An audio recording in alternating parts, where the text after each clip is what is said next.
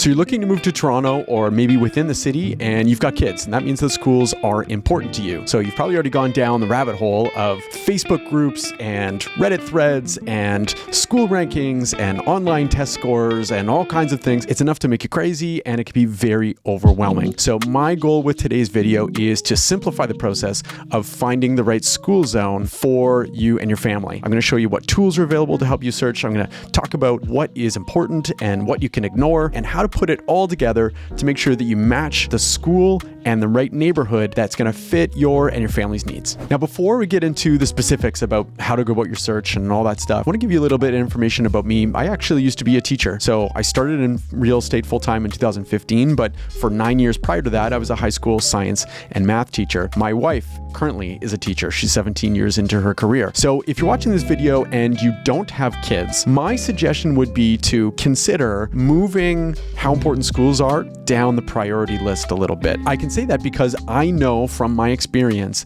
that schools sometimes can change a lot in a very short period of time, for the better or the worse. It could be as simple as getting a new principal in the school, and the school could go from really good to great, or great to very poor. Even something as simple as a change in administration can really change the direction of a school. So if you are 5+ years away from having a school-aged child, again, my suggestion, maybe just move it down the priority list. Not eliminate entirely, just move it down the list. I'll tell you a quick story. I had some clients recently who sort of poo-pooed a house because of the high school catchment where the house was located. These clients of mine didn't even have kids, and they were looking ahead to the high school. And, while I appreciate the foresight, in my opinion, that was a mistake, and I expressed that. They are 14+ years away from having a high school age child, and again, a lot can change in that time. So I wouldn't recommend kind of looking all the way ahead to high school if you don't even have kids. Okay, so let's start with what tools are available to you. So there's the TDSB, Toronto District School Board, and the TCDSB, the Toronto Catholic District School Board websites, and both of them have find your school/school locator tools. So the TDSB website looks like this. You can search by home address or by school name. If you're doing it by address, only put the street name. Do not put the street number. That is a very important thing that will mess you up the first time that you use it. The Catholic School Board website has a great tool that you can use, very easy as well. So you definitely want to use those two things to just figure out what school catchment is for a particular house that's of interest to you. The next tool that you might already be familiar with is the Fraser Institute. It's kind of let's call it a think tank that has school rankings. They come up with these rankings, and it's based on standardized test scores for all the schools relative to each other. So you can search by elementary, you can search by high school, you can also separate it by public, Catholic, private, all that kind of stuff. And so that'll give you a kind of quick idea as to whether a school ranks well compared to another one if you're looking between a couple of different schools. Now, there's a little bit of an issue with the Fraser Institute and the ranking and all that kind of stuff, but I will get into it a little bit later in the video, but make sure that you stay tuned for that. Next is going to be the EQAO website, the Education Quality and Accountability Office for Ontario. They have a great website where you can type in a school's name, school board, or an address or postal code, and it will give you standardized test scores for that school, and it'll also look at all the different schools that are in a particular area around an address as well. So that's a pretty handy tool, although you may not necessarily need the EQAO website if you're pretty heavily engaged with the Fraser Institute rankings. So the last tool I'm going to share with you is the Toronto Life Neighborhood Guide. Now, the last time they did this is 2023. I'm not sure why they haven't done 2024, but you can find it very easily on their website. Toronto Life is kind of like an editorial or like a magazine kind of, and they do neighborhood rankings, and you can actually customize the list, and you can see that they've got all the different criteria here, and you can jack up the education one and see how it affects the different rankings. So it's not perfect, and again, it's a couple of years outdated, but I don't think things will have changed that much in the last, let's say, 18 months, so that can be a good resource for you as well. All of those tools are all ranked below in the description, so you can very easily access those tools when you're finished watching the video. So once you've got all those tools, the next thing I want you to consider is actually starting with your child and what their needs are. Don't don't necessarily just chase after the best rankings without knowing exactly what your child's strengths are. Are they fairly independent? Are they pretty social? Are they a little bit more academically inclined? Are they more of the creative type? Or maybe they're musically inclined? What kind of peer group do you want them to have? The Fraser Institute is kind of a great kind of cursory glance at things, but it doesn't tell the whole story. There can be schools that can have great test scores, but what kind of school environment does your child need? Think about the culture of the school and the size of the school, the community that the school is in, whether there's before and after care available at the school. All those things kind of come together and I think should be taken a look at before you start looking at an individual school's rankings. The next thing I want to talk about is understanding school catchments, or like the boundary zones. So what school zone you're a part of are tied to addresses. And I already showed you that both TDSB and TCDSB have school locator tools. You want to use those to take a look at what school catchments a certain house would be a part of, and to see if there's any kind of redirects, or to take a look at whether out of area admissions are even available, those kinds of things. So if you look here, I'm going to do the find your school by address. I'm going to type in Lakeshore, and I'm doing that specifically because I want to show you a couple of different things. And so you can see Lakeshore is a very, very long street, and so there's all kinds of different schools that serve Lakeshore right across the city. But one thing that I want you to be very kind of aware of is that you can get these odd circumstances where right in the middle of a street, you might get a redirect. Now, this is probably a little bit more relevant for condos, but if you look right here,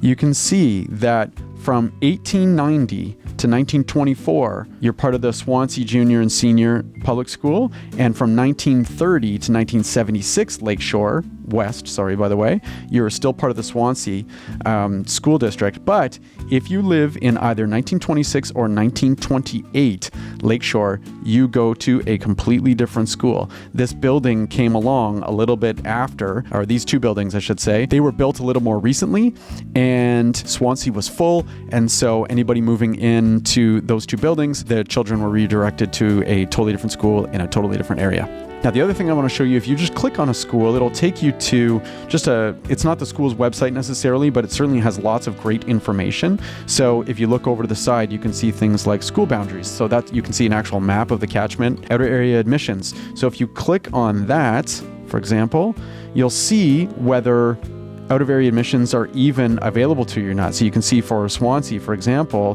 middle immersion, extended French is closed, regular program closed. So that means is if you live outside of the school catchment area and you want your child to go to Swansea, you cannot.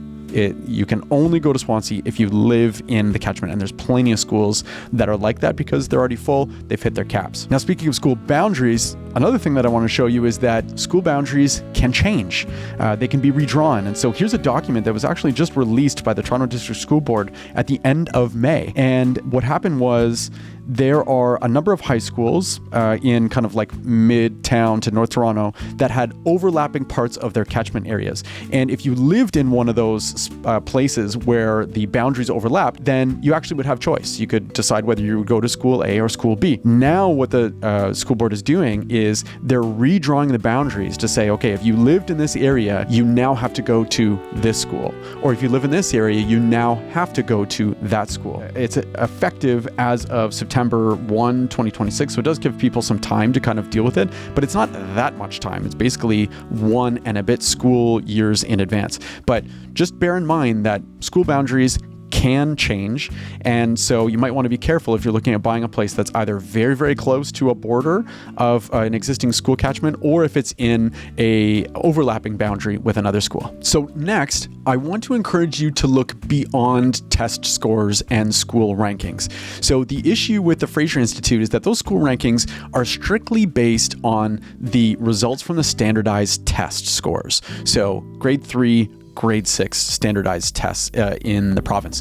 And the thing is that some schools might have teachers that might teach to the test. Some schools might have certain students where they know the standardized testing won't go well, and those scores are omitted from the amalgamated kind of test score. You could also have a very small school, which can be a great thing, meaning that the class sizes and the teacher to student ratio is very advantageous for students. But a small school also also means that their test scores could be wildly influenced by a couple of bad results from a couple of kids. There's lots of factors that can influence these test scores, and those rankings that you'll see on the Fraser Institute's website are just based on the standardized scores. So I think it's very important to look at other things. What does the leadership and the administration look like at the school? What kinds of programs does the school have? Are there extracurriculars? What is the diversity of the school, if that is something that is important to you? Are there enrichment programs available? Is there an active parent council? I think that's actually something that's very important. Is there French immersion? Is there gifted programs? Is the school arts focused or more athletic based? You can actually see different schools with different types of programming on the TDSB's website, just as an example. So, look at all those things. I would encourage you to visit the schools, but it's not like a private school where you can just kind of like drop in and do a tour whenever you want. So take a look at when the open houses are. And, if you live out of town, if you're not able to do that, try, if you can, to contact either the guidance department or the administrator, particularly the principal, to see if you could come in maybe after hours, get a tour, get a chance to ask the questions that you want, and get a feel for the school and what the school community looks like. Next, I want you to consider the location of the school and the logistics. So, meaning, are you going to be able to buy a house that is walkable to the school? Do you want it to be walkable to the school? Or are you looking at a house that you really love, but it means that you're going to need to put your kid on a school bus if there's a school bus route available even? Are they going to have to take the TTC? Are you okay with them taking public transit? How does the location of the house and the school and the proximity of them to each other affect your commute if you have to get to and from an office, or if you're constantly on the highway, or if you have to get to the airport a lot? Do you have family in the area, grandparents or, cousins? And how does that affect that dynamic? So these are all things that you need to kind of put together with not just the ranking of the school and how academic it is, but all the different logistics that come with the location of the school as well. Lastly, I think it's really important to match the school zone with the neighborhood that fits your and your family's lifestyle. So I want you to think of the Junction, for example, in Toronto. It's got a little bit of an industrial feel to it, combined with what I would consider kind of small town Ontario look. I'm thinking of Dundas and Keele. It reminds me a lot of like the main strip of downtown Orangeville, which is a small town a few hours north of Toronto. Compare that with Plater Estates, which is on the east side of the city, just to the east of the DVP, the Don Valley Parkway. It's a very established neighborhood, large lots, big houses. It's a little bit more almost kind of suburban-like in its feel. So Junction and Plater Estates are completely different neighborhoods. They have totally different feels and aesthetics and vibes, and yet they both have great schools in those areas. I think it makes sense to kind of bring it all together and make sure that what you need from the neighborhood also matches the quality of the school that you're looking for. So that's a lot of info, but I'm hoping that you'll be able to kind of take that process and put it together to help you more easily find the right school zone or school zones that could be of benefit to you and your family for your move in the city. If you're looking for some help, you can use the link below to book a consultation with me. We can talk about school zone strategies and how we can match that up with your house search. And if you found this video helpful, I would be thrilled if you would like it, if you would subscribe to the channel so that you don't miss any upcoming Toronto insights for real estate and how it can kind of match up with things like school zones. And I would also love if you comment below, tell me what is your top priority in choosing a school zone. I'm so curious to hear your thoughts. Thank you for watching. We'll see you next time.